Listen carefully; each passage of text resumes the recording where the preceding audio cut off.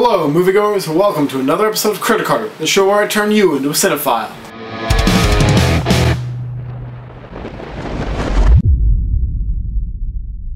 I just got back from the midnight screening of the new film The IronLady, directed by Phyllida Lloyd, written by Abby Morgan, and starring Meryl Streep and Jim Broadbent.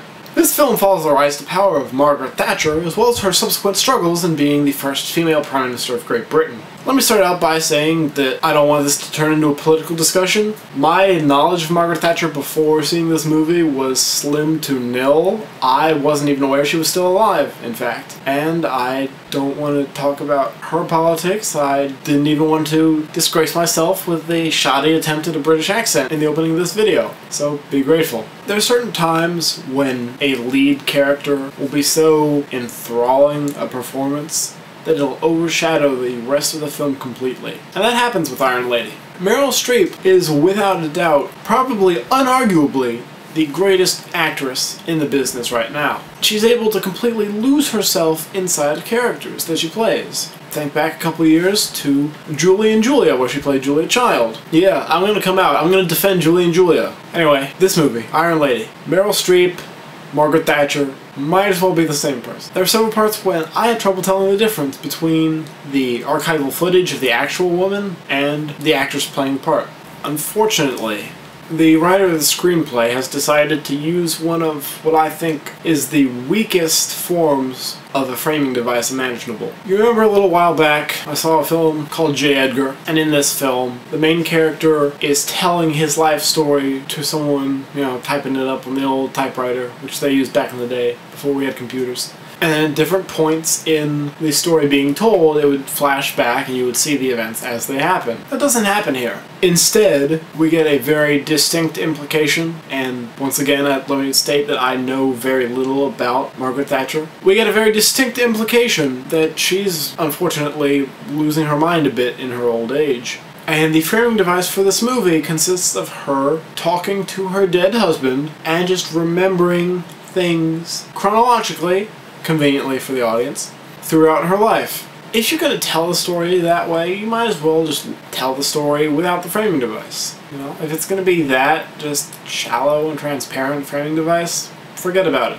Technically, I don't really have anything else to say about this movie. Meryl Streep was really good. The rest of it wasn't terribly memorable.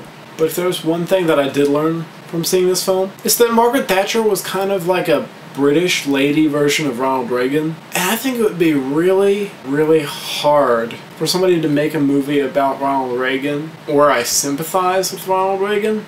But that happened for me with IronLady. Sure, old Maggie was a big fan of cutting taxes during recessions and sending military forces to the Falkland Islands to keep them under British domain and various other things that I'm sure the film would have gotten into had it the time. But what I saw, despite the factual inaccuracy that Margaret Thatcher was not the only woman in the Houses of Parliament at the time that she was elected, what I saw was a woman fighting her position in society to become a leader that, even if it was a brief time, a leader that was respected. And the film has mixed reviews. People have mixed opinions about her and her time as Prime Minister. This film probably wouldn't work if it was anybody besides Meryl Streep. I know, a lot of people were probably up in arms about a non-Brit playing a renowned British figure, but Helen Mirren played the Queen a few years back, so they probably didn't want to confuse people. Oh, one other thing. We were talking about J. Edgar a little while ago, and at the time I said I didn't really have anything bad to say about the old age makeup. I take back everything that I said on that.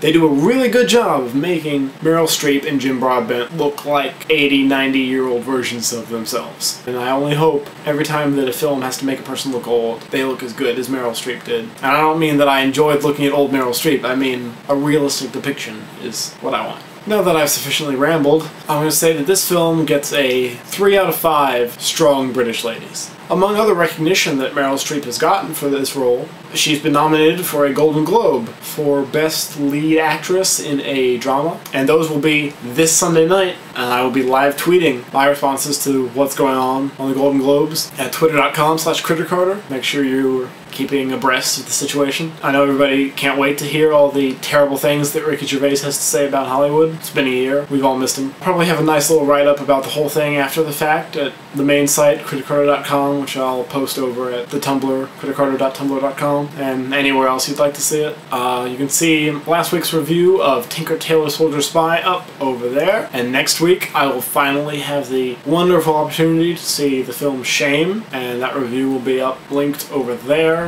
whenever I get around to actually doing the review. Once again, it is award season, so I am seeing a lot of films that I'm not doing video reviews of. You can find them all at CritiCarter.com.